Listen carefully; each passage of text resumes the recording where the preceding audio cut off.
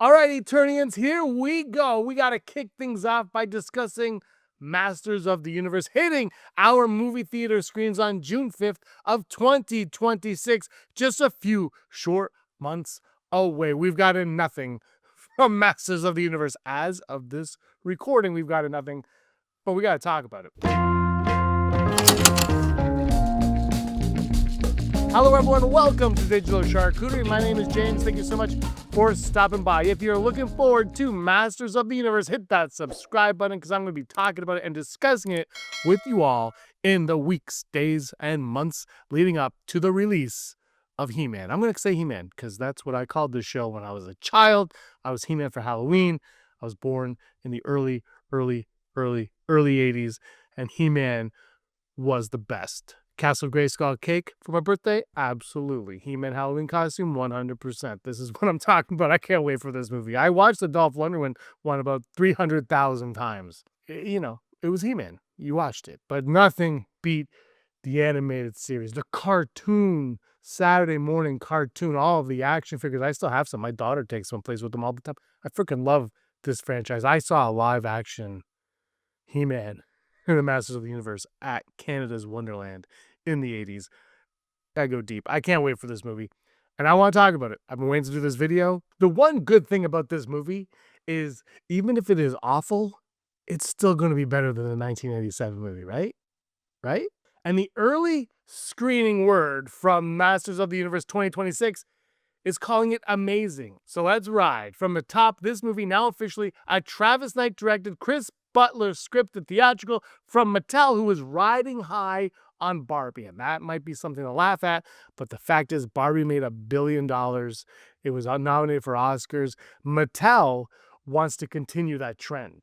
And of course, Amazon MGM, Nicholas Galanzine is Prince Adam and He-Man. Jared Leto is Skeletor because, you know, every movie has to have Jared Leto in it. And a stacked supporting ensemble. Camila Mendes as Tila, Idris Elba as Man-at-Arms, Alison Brie as Evelyn, Marina Baccarin as the Sorceress Orbit, James Purefoy as King Randor, plus reported henchman casting Trapjaw, Triclops, and all the rest of the fun guys. But now we gotta talk plot. What is this about? Prince Adam was stranded on Earth as a kid, separated from the Power Sword, and grows up away from Eternia, an exile identity arc that gives the film a grounded emotional through line. It's the classic origin engine. The hero is forced to reconcile two worlds, reclaim identity, and accept responsibility. Human stakes wrapped in cosmic plastic. The fish out of water story Lost Sword angle also neatly solves an adaptation problem. You don't have to dump decades of Eternian lore on the audience. You let Adam and ourselves learn the universe as the movie unfolds. Casting choices tell stories of their own. Galanzine is not an obvious muscle icon by prior credits, but press and his own social posts document a serious physical transformation and commitment to making He-Man feel both heroic and human.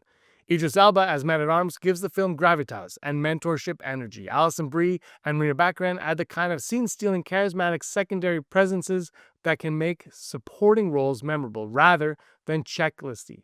And Jared Leto as Skeletor is Jared Leto as Skeletor. After what happened with Tron and the way that social media and the internet kind of abuse him at this point, I wonder how much he'll be involved in the marketing. I believe Skeletor will be in the marketing, but are they going to mention Jared Leto ad nauseum? Either way, he's magnetic and theatrical, and if the filmmakers lean into a tragic Keldor turned Skeletor origin, you can get a villain with pathos instead of cardboard skull who cackles and stands in the background. But that's a razor's edge. Give Leto nothing but effect, and the performance could become spectacle without teeth. The origin-heavy angle is also why Travis Knight matters. That's the director here. Knight's output, Laika's tactile Kubo sensibility, and the surprising emotional clarity of Bumblebee signals an ability to balance spectacle with small human moments.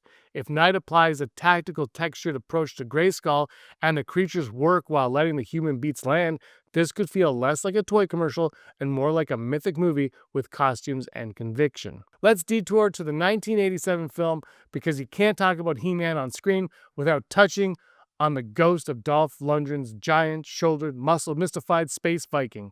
The 1987 Masters of the Universe is a weird, earnest artifact that tried to stretch the toy line into an R-rated cinematic swashbuckler and instead landed as a campy cult oddity.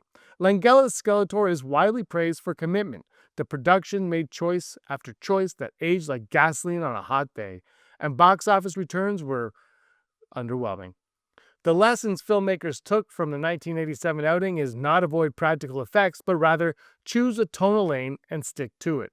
That film's cult afterlife means that modern Masters of the Universe has to nod to the past without apologizing for the present. A Blink cameo or affectionate Easter egg to the Lundgren era would explode fandom for a week. But this new picture needs to avoid being trapped in the 80s uneven logic. Now, what made everyone super excited for this movie is the early reactions. Multiple outlet adjacent reports and at least one circulating account from a test screen attendee have described the film as amazing in early reaction, praising the crowd response, the laughs, and the visual fidelity to fan expectations. Test screenings aren't destiny.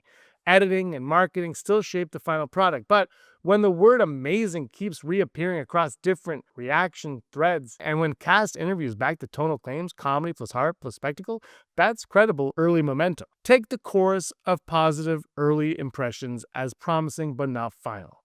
So what does success look like for this movie? And why might it actually work where others sputtered?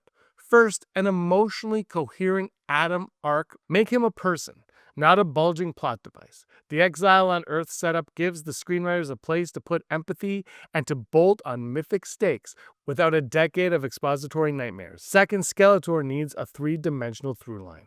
Make Keldor's fall feel earned, or at least narratively consequential to the villain's power. So the villain's power isn't just spectacle. Third, practical production design mixed with modern VFX. Someone somewhere discovered that toys look best when they feel tactile. If the film keeps things grounded in texture while using effects to expand the world, you get the best of both. Fourth, respect the toy's ridiculousness. He-Man is inherently a little silly. Using comedy to humanize rather than undercut will preserve charm. Finally, cast choices must be used, not wasted. Idris Elba shouldn't be on just to be Idris Elba. He should be the emotional backbone. Camila Mendes should be more than just a heroic girlfriend archetype. Alison Brie should get the evil Lynn scenes she can own.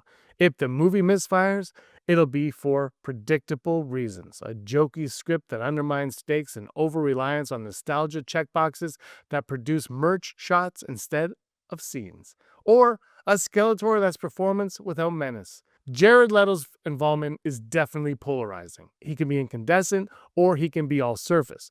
And the effects team's decision on how much Keldor becomes physical prosthetic versus full CG will matter for audiences' buy-in. Also, watch for third act bloat. The temptation to cram every villain and every toy vehicle into the final 30 minutes would be a narrative malpractice. But you throw it all in and I will be cheering. But it'll be wrong, but I'll be cheering. The sweet spot is faithful reinvention. Get the icons right, tell an emotionally direct story, and the rest will follow. Early test audiences apparently found that sweet spot. For historians of the IP, this film is also interesting because if it maps how toy narratives migrate into big media, from mini comics to TV to film pitches to streaming partnerships and back to theatrical ambitions, finally the emotional bottom line. He-Man's story works because it's a simple archetype. An exile who must reclaim identity, accept responsibility, and wield power with wisdom rather than entitlement. Those beats will play for modern audiences if the film trusts them. Throw in Skeletor with maybe a tragic origin and genuine menace, practical design that honors the toys, a cast that can sell both the jokes and the heartbreak, and a director who values human beats, and you have a movie that could, against all odds, be genuinely fun. And I gotta be honest with you, I'm super excited for everything I'm hearing. I can't wait. I really want them to do well by this franchise. This franchise, I didn't really care much for the animated version on Netflix, either one of them, quite frankly, but they disappointed me as a He-Man fan. I just couldn't with them. They just weren't there. And it's just something I want to get back and I want to enjoy this again. I mean, I'm old, so maybe, but like this, I want this franchise to succeed, even if it's not for me. But if somebody finds joy in it, that's what I want because I love He-Man. He-Man was my hero growing up. I mean, I was a blonde kid. There weren't, it was He-Man, Barney Rubble, Dennis the Menace, and Aquaman. Like we were limited, but I loved He-Man. Oh my God, yeah, so good. I also love Thundercats. Somebody should make a Thundercats movie because I also love that. But let me know your thoughts in the comments down below. Are you looking forward to this? I am. Thanks for watching, everybody. I really appreciate your time. Hit that like button, subscribe. Until next time, may you be the master of your own universe.